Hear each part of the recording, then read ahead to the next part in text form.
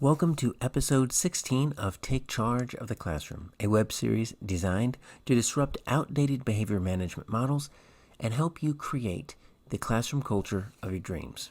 In this episode, we are looking at attitude and how we can encourage the beneficial attitudes that we want students to have by noticing them and describing them, because behind every action is an attitude. And we want students to not only do the right things, behave in the correct ways, but we want them to do it for the right reasons, and we want them to exemplify the correct attitudes, because if not, we're really just getting compliance. So in the big picture, we are looking at the immediate impact sequence, and this is our third time through the reinforce in the take charge model. So the reinforce, remember, is using differential social attention and the power of your attention and how you can use that to increase certain behaviors and decrease ones that you don't want to see. So that's really what we looked at the first two times through. This time we're looking at attitude. We're going to be looking at how when students are working on their tasks or when we're giving them responsibilities in the classroom to help take care of the classroom, we can notice their attitude, and that can also increase positive behaviors. So first, let's talk about attitudes. They are not fixed traits, and this is something that for some students, they might not really understand, and sometimes even our feedback and our noticing can help them understand that an attitude is something that they choose, whether it's a good attitude or a bad attitude.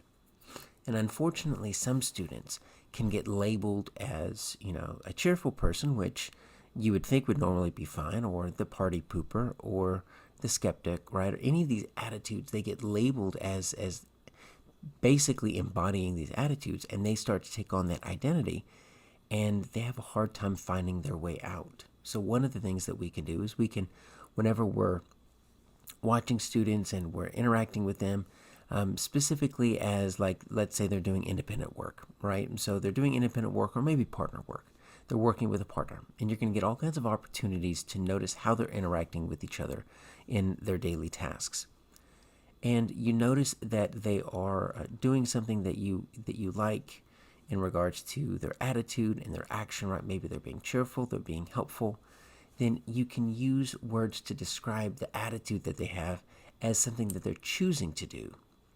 So as we're noticing these positive, helpful attitudes, we're going to use them to describe the rationales for student actions, because that's also going to link back to why they're doing the right things, right? So if someone is, let's say it's independent work, and you get students that are finished and they've decided to pull out a book and they're reading rather than sitting and talking and disrupting others, right? So you might notice the child that is reading, and you might say something like this: Jennifer is reading her book because she's finished with her work. She knows that reading is the best way to get a better education. And so we're describing her actions. Now, she might not necessarily have sat down, pulled out a book, and thought, well, I'm going to read because that's a better way to get a better education. But she also is going to hear what you're saying and start to incorporate that for her. And she might be thinking, yeah, reading is important. Literacy is life. Yeah, this is a really important thing. And so we can presume positive intent for some of these rationales, even when we have students that are lining up quietly, right? And they're lining up, sometimes we have squares on our floor tiles on our floors. We might tell students, every student in a square and one square in between. So you might be noticing some students that are lining up correctly, and you want to give them your attention in order to reinforce this positive behavior. And then you might add a rationale on top of that. So you might say, Juan is lining up in a square. He's got a square before him and behind him because he wants to make sure that the line is straight and safe. And just that little bit of attitude, that little bit of rationale gives Juan the benefit of the doubt and is presuming that he's doing the right things for the right reasons. And we can also focus on the choices. So let's say, for example, we've got students that are playing together in a partner game, and someone's winning, someone's losing, right? There's all kinds of choices we can make with that. But the example on the screen here, Joanna is choosing to have fun in her partner game, even though she isn't winning. Lets her know that her attitude is her choice, and that she can choose to have a good attitude, she can choose to have a bad attitude. So when we're noticing attitudes as students are in the midst of their daily tasks, we're going to be focusing on the positive, but we're also going to be providing rationales as to why they're doing the things we want them to do, whether it be working quietly, whether it be writing neatly, the header on the paper just like you taught the class to do, whether it be passing up your homework on time, anything like that. So you can notice two things. Notice first the action, but then you can describe an attitude or rationale behind it.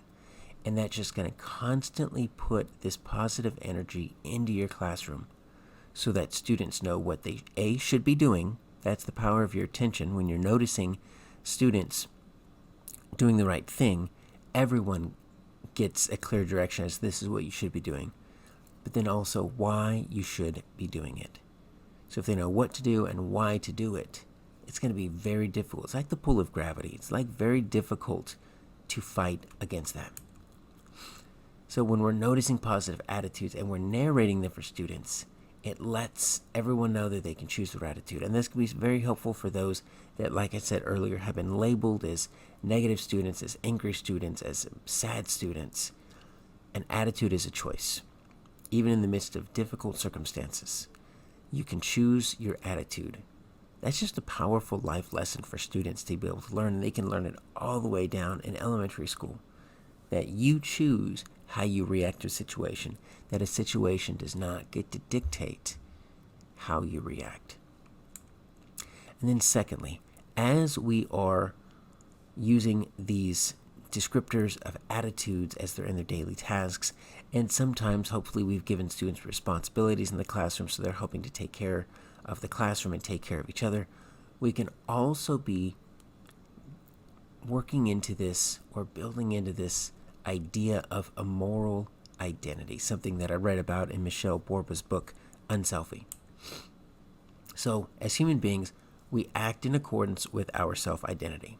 So if I see myself as a funny person, I'm going to make jokes. If I view myself as a mean person, as a bully, well then I'm going to definitely take that out on others. If I view myself as a helpful person, well then I'm going to be altruistic and I'm going to try to help others. How we view ourselves is how we act, for the most part. And we all have a self-identity. Every student, very slowly, builds their self-identity through actions and interactions with others, starting with their parents, family members, but with their teachers and with their peers. And so if we were to change their self-identity, then we can help influence and change the way they act.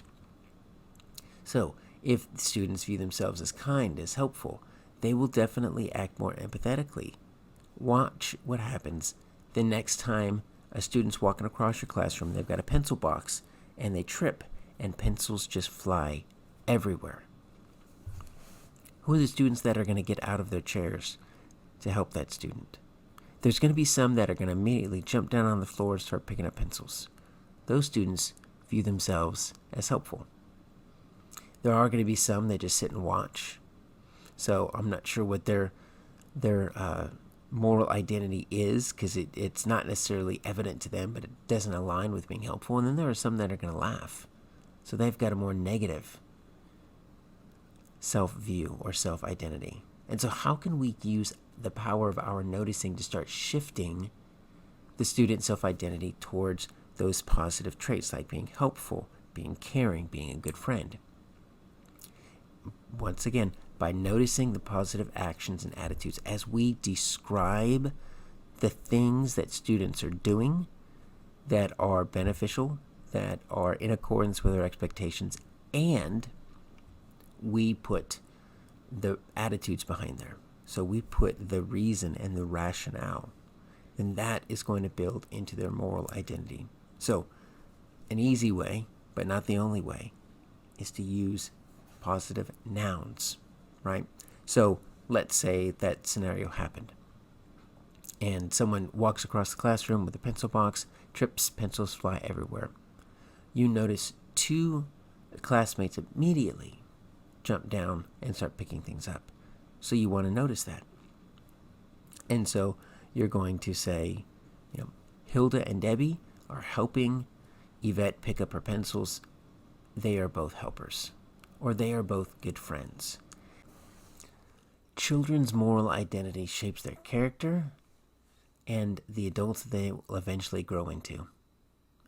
For every adult that is just a mean and bitter person, you will typically find some negative childhood experiences, and you will find a moral identity that aligns with that negativity.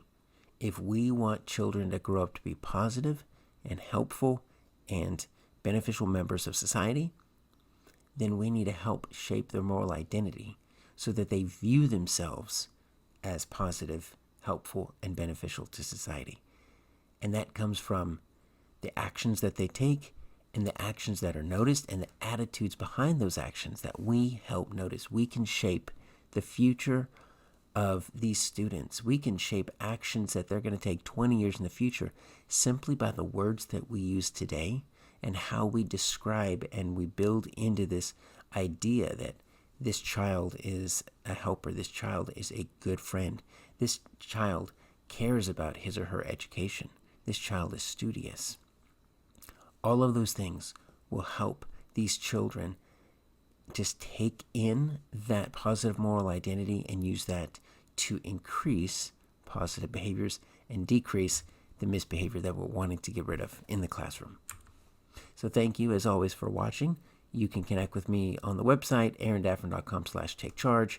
You can email me at aarondaffern@gmail.com or follow me at aarondaffern on Twitter.